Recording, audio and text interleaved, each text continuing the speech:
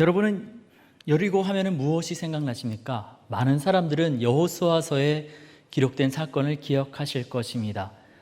온 이스라엘 백성이 7일 동안 13바퀴를 돌고 큰 소리로 외쳤을 때 그 당시 강력했던 성읍 여리고 성은 무너지고 말았습니다.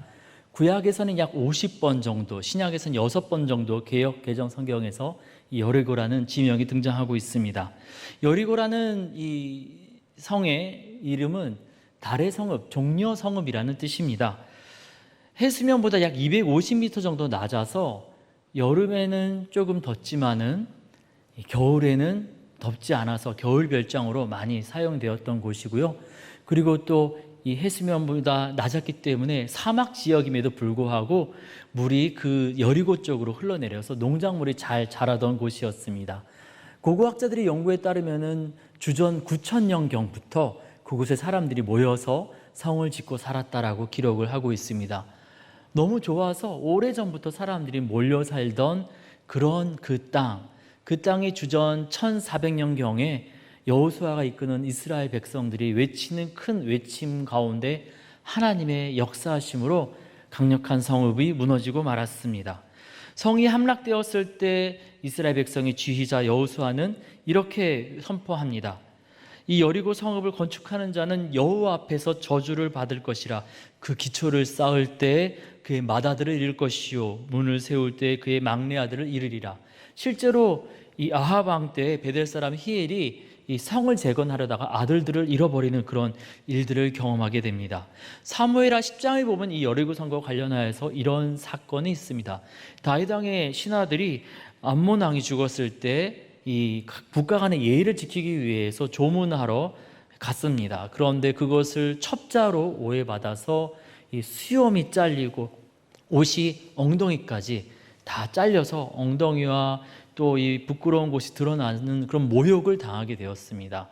옷도 다시 입고 수염을 기른 다음에 다시금 본국의 이 다윗에게로 돌아올 수 있도록 다윗이 그곳에서 머물다 오라고 한 곳이 바로 여리고 성입니다. 여러분이라면은 부끄러움을 당했을 때 어디에 숨겠습니까? 사람들이 많은 큰 대도시에 숨으시겠습니까? 아니면은 사람이 잘 다니지 않는 한적한 곳에 숨으시겠습니다. 여리고는 그러한 곳이 없습니다. 열왕기하 2장에 보면은 선지자 학교가 세워졌다라는 기록이 있습니다. 우리 군사 학교나 또 신학교는 대도시에 잘 세워지지 않습니다. 사람들이 좀 적은 곳에 세워지게 됩니다. 열왕기하 25장에 보면 남유다 왕의 마지막 왕 시드기야 왕이 도망가다가 바벨론에게 붙잡힌 곳이 바로 여리고입니다. 여기는 절대로 안 올 거야 하면서 도망갔던 곳이 바로 여리고 그곳이었습니다. 헤롯 왕의 겨울 별장이 여리고 성에 지어지게 되었는데요. 땅은 좋고 농작물도 잘 자라는데 사람들이 없으니까 자기 마음대로 정치가가 그 땅을 용도 변경할 수 있었던 것입니다. 바로 그런 곳이 여리고였습니다. 누가복음 10장에도 여리고가 등장합니다. 우리 예수님께서 선한 사마리아인의 비유를 드실 때 여리고로 오가는 길에서 강도를 만났다고 하였을 때 사람들은 맞아, 여리고로 오가다 보면 강도 만나지. 여리고는 바로 그런 곳이었습니다. 참 좋은 환경을 가졌지만 과거의 여러 문제들, 저주, 멸시, 천대로 인해서 그 아름다운 자연을 누리기보다는 무너지고 실패하고 아픔과 눈물과 고통으로 얼룩진 성읍이 바로 여리고였습니다. 이 여리고에서 가장 여리고스러운 사람이 한 사람이 있는데 오늘 말씀에 등장하는 삭개오입니다. 그는 세리장이었습니다. 셈을 하는 사람이에요. 머리가 좋았던 사람이죠. 그런데 이 좋은 머리로 좋은 일을 하면 좋을 텐데 로마의 강력한 압제 가운데에서 형제 자매 이웃을 괴롭게 하고 세금을 착취해서 그것을 나라와 민족의 적이었던 로마에 갖다 바치고 그것으로 개인의 이 재산을 불리던 그런 사람이었습니다. 민족의 적, 또 국가의 어떤 배신자 같은 존재였던 것이죠. 왜 그랬을까요? 많은 사람들은 그의 작은 키가 그러한 선택에 영향을 주었을 것이라고 보고 있습니다. 그가 키가 작았습니다. 이 시대의 신체적 결함은 이 죄와 관련되어 있는 것으로 받아들여졌습니다. 키가 작은 것도 그러했습니다. 호모로부터 기원전 3세기, 기원 후 3세기까지 여러 가지 의학서적, 여러 드라마 또는 서사시, 역사물 이런 기록들에 보면은 키가 작다라는 것은 아주 편협한 성격을 가진 사람이다, 이렇게 사람들은 표현하고 받아들여졌습니다. 어떤 나쁜 성격 때문에 키가 자라지 않았다라는 것이죠. 요즘뿐만이 아니라 2000년 전에도 사람들은 키가 크길 바랬습니다. 키가 조금만 더 컸으면, 조금 더 키가 컸으면 하는 바람이 있었습니다. 이 삭개오의 부모는 아마 그렇게 생각했을 것 같아요. 우리는 키가 작지만, 그래서 서름 가운데 살았지만 우리 아들 삭개오만큼은 키가 컸으면 좋겠다. 그런데 그 부모님의 바람대로, 삭개오의 바람대로 되지 않고 삭개오는 키가 크지 않았습니다. 왜 민족을 배신하는 일을 했을까요? 아마 신체적인 조건 때문이었을까요? 그로 인해서 이 작은 키 때문에 어릴 적부터 친구들에게 놀림을 받고 이웃에게 멸시를 받고 죄를 지은 사람이라 취급을 받고, 무엇 때문인지는 알 수 없으나 그는 마음의 상처와 고통 가운데 민족을 배신하고, 그래서 사람들은 더 그를 정죄하고 멀리했습니다. 그러한 여리고, 그러한 삭개오를 오늘 말씀해 보니 우리 예수님이 찾아가십니다. 실패하고 마치 저주라도 받은 것만 같은 그러한 인생에게 찾아가시는 것입니다. 혹시 여러분의 인생이 오늘 무너지고 실패하고 저주라도 받은 것만 같습니까? 우리 주님은, 우리 예수님은 그렇다고 해서 우리를 결단코 버리시지 않으십니다. 삭개오를 찾아가신 것처럼 우리에게 찾아오십니다. 오늘 말씀에서 주님은 삭개오를 향하여서 3가지 구체적인 행동을 하십니다. 그리고 그것을 우리에게도 보여주시면서 우리 주님께서 세상의 소망을 잃어버린 슬픔에 잠긴 영혼에게 동일하게 그 3가지 행동을 하시겠다라고 약속하고 계십니다. 함께 말씀에서 삭개오를 향한 우리 예수님의 행동을 발견하고 동일하게 우리에게 일하시는 그 주님으로 인하여서 우리 모두 다 위로와 소망을 누리는 복된 시간이 되기를 원합니다. 첫 번째로 우리 예수님께서 삭개오를 향한 행동은 삭개오를 불러주시고 그의 친구가 되어주시는 것입니다. 어떤 사람들은 삭개오가 돌무화과 나무에 올라간 행동에 초점을 맞춰서 키가 작을지라도 노력해야 예수님을 만날 수 있다고 말하기도 합니다. 그런데 돌무화과 나무가 어떠한 나무인지 안다라면은 그러한 생각을 하기 어려울 것 같습니다. 개역개정에서는 돌무화과 나무로, 개역 한글에서 뽕나무로 번역하고 있는 이 나무는 히브리어로 시크마라는 나무입니다.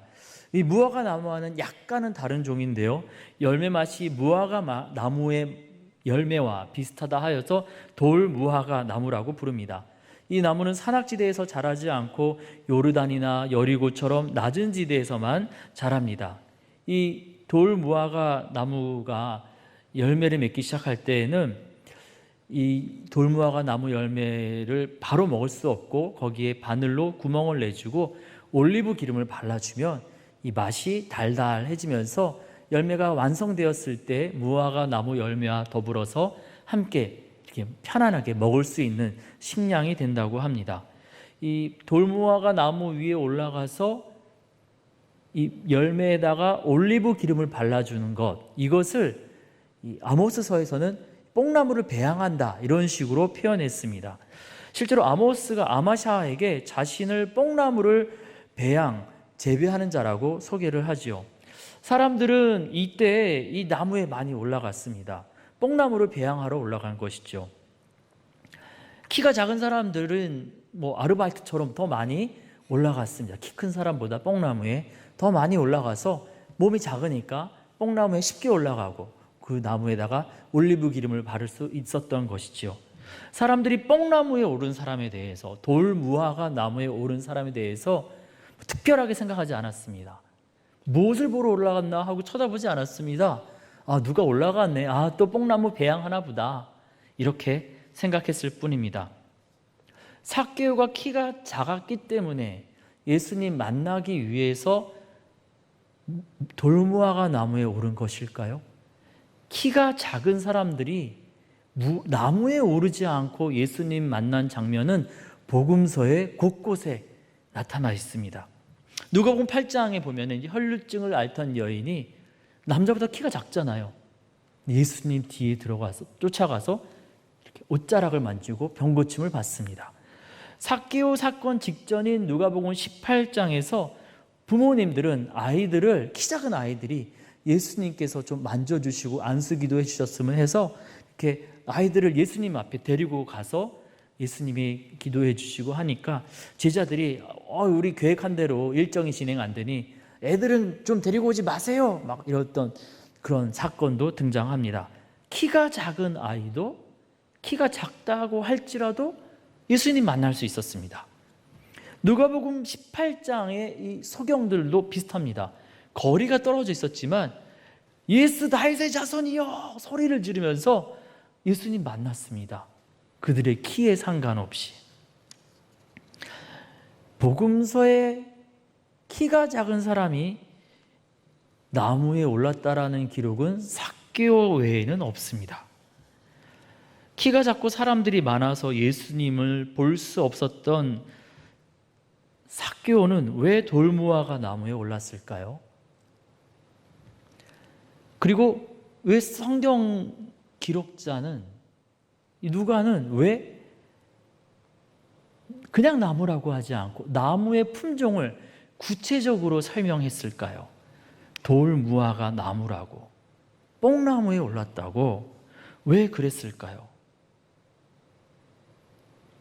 삭개오는 돌무화과 나무에 오름으로 인하여서 자신이 예수님을 갈망한다라는 것, 그것을 펴내지 않을 수 있었습니다. 아마도 그는 예수님 만남은 포기했던 것 같습니다. 그냥 보고만 싶었던 것 같습니다. 관찰만 하고 싶었던 것 같습니다.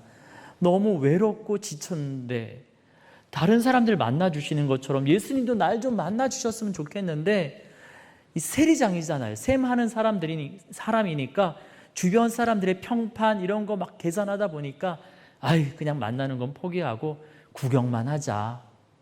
그리고 표 안 나게 구경하자.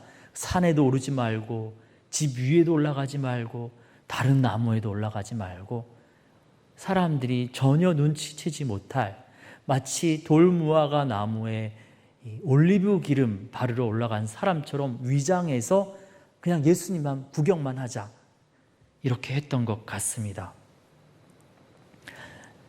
너무나 외로워서 예수님 만나고 싶은데 이것을 철저하게 숨기면서 바라볼 수 있는 곳이 바로 돌무화과 나무였습니다. 아픔을 표현하고 싶지 않은 거예요. 사람들이 또 나를 어떻게 생각할까 막 이런 그런 생각들로 철저하게 자신을 숨기는 것. 돌무화과 나무에서 그는 그것을 이룰 수 있었습니다.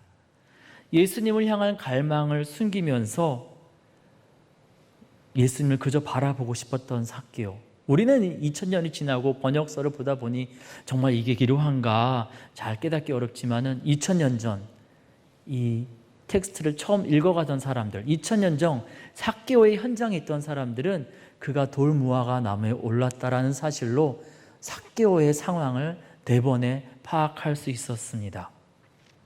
이 삭개오가 과연 예수님을 관찰하는데 성공했는지 성공하지 못했는지 성경은 기록하고 있지 않습니다. 도리어 삭개오를 향한 예수님의 행동을 기록하고 있습니다. 5절입니다. 예수께서 그곳에 이르사 쳐다보시고 이르시되 삭개오야 속히 내려오라. 내가 오늘 너의 집에 유하여야 하겠다.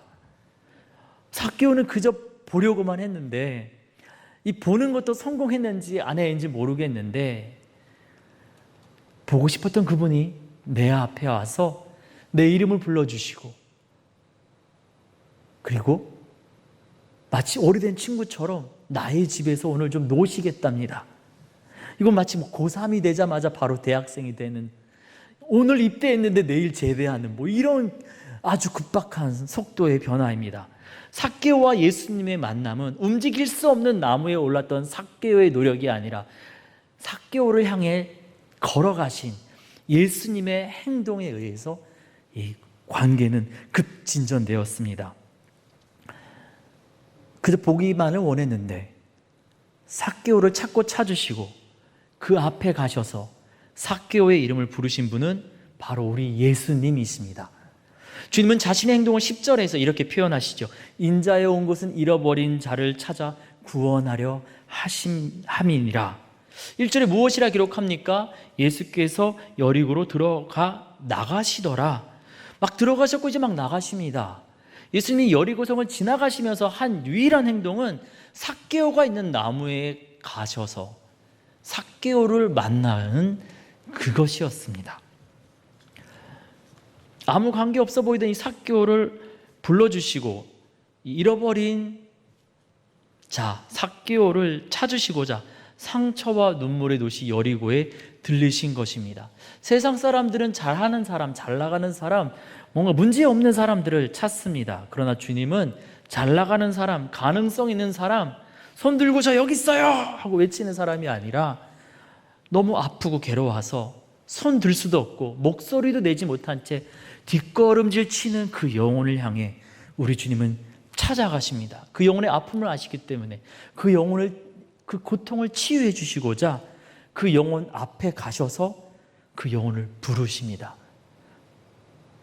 교회가 왜 사람들에게 전도를 해야 됩니까? 아픈 사람들은 자신의 발로 교회에 오기 힘들기 때문입니다. 예수님이 그리하셨듯 우리도 아픈 영혼을 향해 찾아가야 되는 것이죠. 그 아픈 영혼 앞에 우리 예수님 가셔서 그 영혼의 이름을 불러주십니다. 삭개오야, 삭개오야.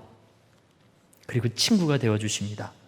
아무도 그의 이름을 불러주려고 하지 않았습니다. 7절에 보니까 사람들이 그를 삭개오라고 하지 아니하고 죄인이라고 불렀습니다.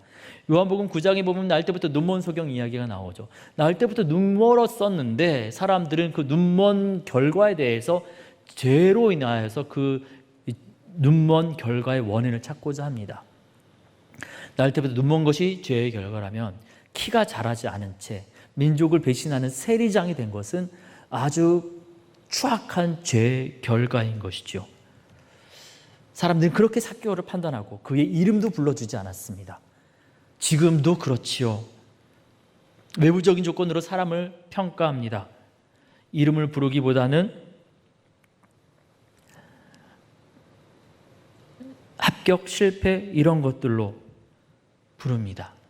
왜 그 사람이 그렇게 할 수밖에 없었는가에 대해서 같이 공감해주고 아픔을 알아주기보다는 그냥 합격, 불합격, 죄인 이렇게 실패자 정죄하고 그의 이름을 불러주지 않습니다. 그런데 우리 주님은 지금의 어떤 결과에 상관없이 합격, 불합격, 성공, 실패에 상관없이 그의 키높이에 상관없이 그의 지난 과거, 그의 재정적인 상황, 그의 삶의 모습들에 상관없이 한 영혼 한 영혼 이름을 불러주십니다. 그리고 친구가 되어주십니다. 이때 삭개오의 반응은 무엇입니까? 6절입니다. 급히 내려와 즐거워하며 영접하거늘. 눈치 보지 않습니다. 막 내려와서 즐거워합니다. 주님은 우리 아픔을 아시고 위로하시고자 숨어있는 우리에게 찾아오시는 그런 분입니다. 오늘 우리의 이름을 불러주시고자 하십니다. 부르십니다. 주님이 우리의 이름을 불러주실 때 삭개오야, 삭개오야, 친근한 목소리로 우리의 이름을 불러주실 때 즐겁게 영접하는, 기쁨으로 주님 앞에 나아가는 저와 여러분 우리 모두가 되기를 원합니다. 두 번째로 우리 예수님은 삭개오를 부끄러워하지 아니하시고 함께 해주십니다. 7절에 보니 사람들이 막 비난하죠. 죄인의 집에 들어갔다. 그런데 우리 주님 삭개오를 부끄러워하지 않으십니다. 그 자리에 여전히 함께 계시고 더 나아가서 삭개오를 변호해 주십니다. 9절입니다. 이 사람도 아브라함의 자손입니다. 주님은 우리를 부끄러워하지 아니하십니다. 이사야에서 상한 갈대를 꺾지 아니하시는 분이 우리 주님이라고 하죠. 누가복음 16장에서 거지 나사로가 등장합니다. 일평생 가난하게 살았고 또 몸에 질병을 앓다가 죽었습니다. 사람들이 세상적인 조건에서 이 사람을 판단할 때에는 죄인이고 실패자일 뿐이에요. 함께하기 싫은 사람이에요. 그런데 우리 주님은 그가 천국에 들어가는 것을 부끄러워하지 아니하시고 기뻐하십니다. 마태복음에 기록되어 있는 예수님의 족보에는 5명의 여자가 등장하는데요. 시아버지와 관계를 맺은 다말, 기생 라합, 모압 여인 룻, 남편을 죽인 원수의 아이를 임신한 출산한 밧세바, 그리고 마리아. 앞에 있는 이 4명의 여인들은 다 부끄러운 과거를 가진 여인들입니다. 주님은 그 여인들을 부끄러워하지 않고 당신의 족보에 구체적으로 기록하고 계십니다. 저와 여러분이 어떤 모습이라 할지라도 주님은 우리를 부끄러워하지 아니하시고 우리의 편이 되셔서 우리를 위로하시고 우리를 변호해 주십니다. 십자가상의 강도가 예수님께 구하죠. 당신의 나라에 이르실 때 나를 기억하소서. 그때 예수님이 뭐라고 하십니까? 야, 나를 그렇게 쉽게 봤냐? 이제 와서 야, 내가 그럼 용서해 줄 줄 알았냐? 뭐 이렇게 말씀하시지 않습니다. 내가 진실로 너에게 이르노니 오늘 너가 나와 함께 낙원에 있으리라. 요한 1서 2장 1절에 주님은 우리에게 이렇게 알려주십니다. 만일 누가 죄를 범하여도 아버지 앞에 우리에게 대언자가 있으니 곧 의로우신 예수 그리스도시라. 우리가 죄를 범하여도 하나님 앞에서 우리를 부끄러워하지 아니하시고 우리를 위해서 대언하시고 변호해 주시는 분이 계십니다. 바로 우리 예수님이십니다. 우리 예수님께서 삭개오를 부끄러워하지 않자. 이 삭개오의 행동은 무엇입니까? 8절입니다. 서서 외칩니다. 이제까지 기죽고 작은 키로 더 조그매져 있던 이 삭개오가 예수님이 함께 하시니까 당당하게 일어서서 외칩니다. 보시옵소서, 내 소유의 절반을 가난한 자들에게 주겠사오며 만일 누구의 것을 빼앗은 일이 있다라면 네 갑절이나 갚겠나이다. 주님이 함께 하시니까 삭개오도 당당하게 외치는 거예요. 세상에 멸시를 받던 삭개오도 예수님을 부끄러워하지 않고 예수님과 함께 하시니까 당당하게 외치는데, 때때로 사람들은 예수님을 부끄러워하기도 합니다. 예, 우리 주님 말씀하시죠. 사람 앞에서 나를 부인하면 인자도 하나님의 사자들 앞에서, 사람 앞에서 나를 시인하면 인자도 하나님의 사자들 앞에서 그를 시인할 것이요, 사람 앞에서 나를 부인하는 자는 하나님의 사자들 앞에서 부인을 당하리라. 어떤 사람들은 예수님이 아니라 자신을 부끄러워합니다. 오늘 말씀의 주인공 삭개오는 예수님 앞에서 자신을 부끄러워하던가요? 아닙니다. 사람들의 시선에 아랑곳하지 않고 서서 말합니다. 외칩니다. A.W. 토저 목사님은 나는 진짜인가 가짜인가 라는 책에서 이렇게 설명합니다. 집으로 돌아온 탕자가 집을 떠났다가, 아버지를 떠나 집을 떠났다가 집으로 돌아온 탕자가 그의 아버지를 영화롭게 하는 방법은 한탄이 아니라 감사이다. 그는 더 이상 자신에게 분노하지 않는데, 왜냐하면 그는 더 이상 자신을 존경하지 않고 그리스도만을 존경하기 때문이다. 눈앞에 예수님이 계시는데 그 예수님이 나를 안아주시고 나를 품어주시는데, 예수님 앞에서 내가 뭐가 가치 있다고 나 자신으로 인해 부끄러워하냐라는 것이죠. 안아주신 주님만으로 감사함으로 나아갈 수 있다라는 것이죠. 오늘 우리가 어떠한 모습으로 왔든지 우리 주님은 우리를 부끄러워하지 않으시고 함께 하기를 원하십니다. 지나온 과거, 부끄러운 과거 다 집어던지고 오늘 이 말씀을 들으며 기도하며 우리가 새로운 출발을 하기를 원합니다. 세 번째로 우리 예수님께서 삭개오를 향한 행동은 삭개오를 인정해 주시는 것입니다. 삭개오를 인정해 주셨을 때 삭개오의 행동은 무엇입니까? 지난 과거를 뉘우치며 삶을 고치려 합니다. 삭개오는 두렵고 떨림으로 지옥에 갈까? 두려움으로 자신의 삶을 고치려 합니까? 아니면 기쁨과 감사로 삶을 변화시킵니까? 기독교 신앙은 내가 노력하면 된다가 아닙니다. 하나님께서 은혜로 만드시고 하나님께서 그것을 이루어지도록 만들어 가시는 것입니다. 내가 거지이지만 왕자처럼 복장을 바꾸고 이렇게 내가 좀 잘 살아보려고 하면은 하나님이 왕자로 인정해 주시는 것이 아닙니다. 하나님께서 거지와 같은 우리를 왕자로 만드시고 왕자에 합당한 삶으로 하나님이 빚어 가시는 것, 이것을 우리가 성화라고 말합니다. 그런데 그것을 위협, 협박, 두려움으로 하는 것이 아니라 삭개오처럼 내 삶을 바꿔가는 것을 기쁨으로, 감사함으로 이루어가는 것입니다. 삭개오가 내가 빚진 거 다 갚고 뺏은 거 돌려주고 잘 살아보겠습니다 했을 때 예수님께서 이제 와서 뭘 한다고? 라고 말하지 않습니다. 9절에 보니 예수님 뭐라고 말씀하시죠? 예수께서 이르시되 오늘 구원이 이 집에 이르렀으니 이 사람도 아브라함의 자손이미로다. 예수님은 삭개오를 인정해 주십니다. 그래, 잘했어. 내가 원했던 게 그거야. 삭개오야, 난 너 인정한다. 너도 하나님이 택한 백성이야. 사람들은 몰랐지. 내가 알아. 너 하나님 거야. 그리고 10절에 이렇게 말씀하십니다. 인자에 온 것은 잃어버린 자를 찾아 구원하려 함이니라. 내가 여리고에 왔는데 삭개오 때문에 왔어. 삭개오야, 정말 잘했어. 나 너 때문에 여기 왔고 너 정말 잘한 거야. 너의 그 변화된 삶 내가 응원한다. 화이팅 삭개오.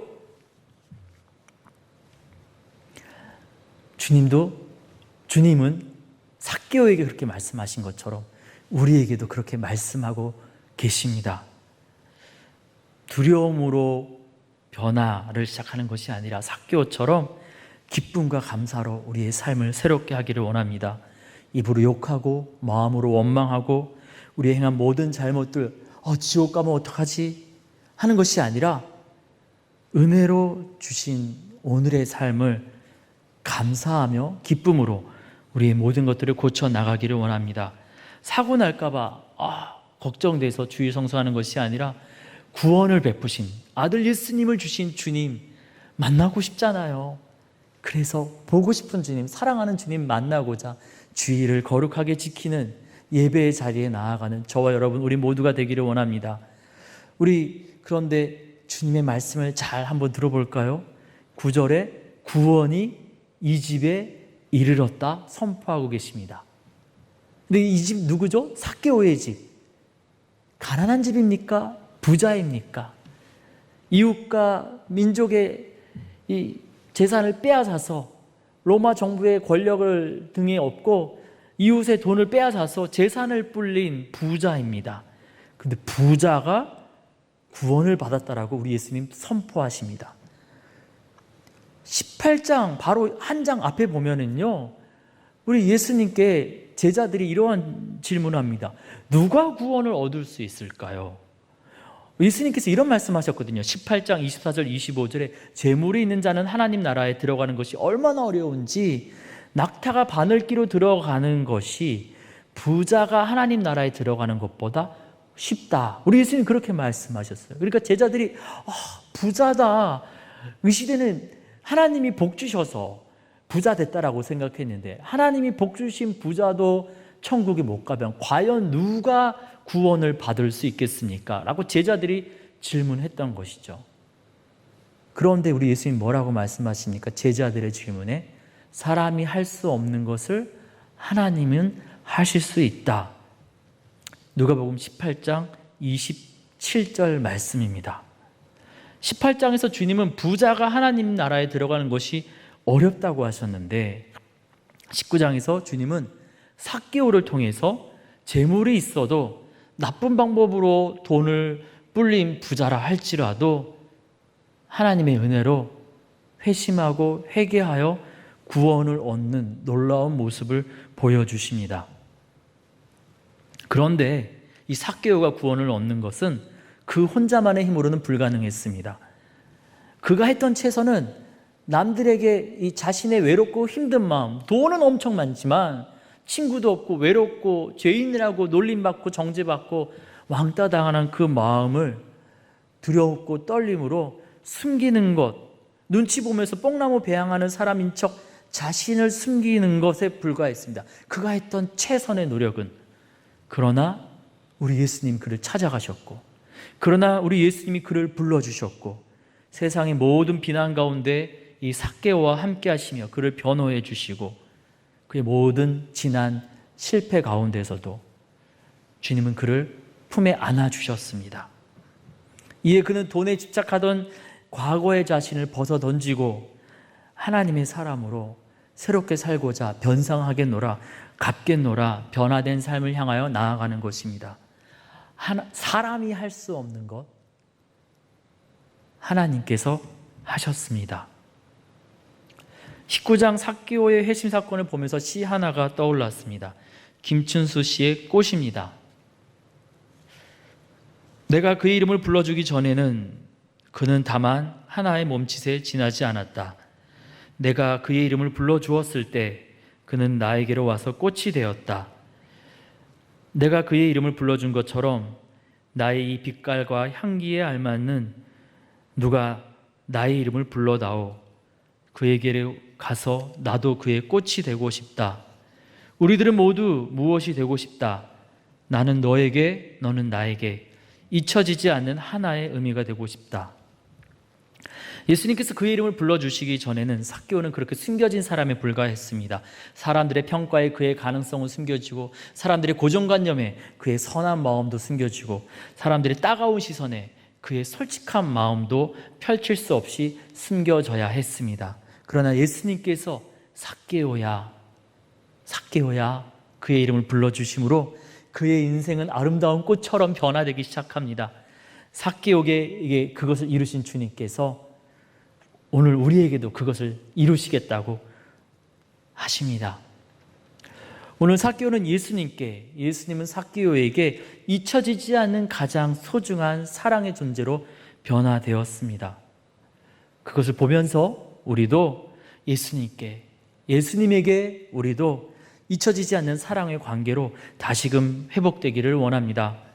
코로나로 모든 것이 무너진 이때에 마치 여리고가 무너진 것처럼 우리의 일상이 다 무너져 버린 이때 삭개오를 만나러 여리고에 가셨던 주님은 저와 여러분 우리 각 사람을 만나 주시고자 현장 예배로 온라인 예배로 우리 가운데 임하시는 줄 믿습니다.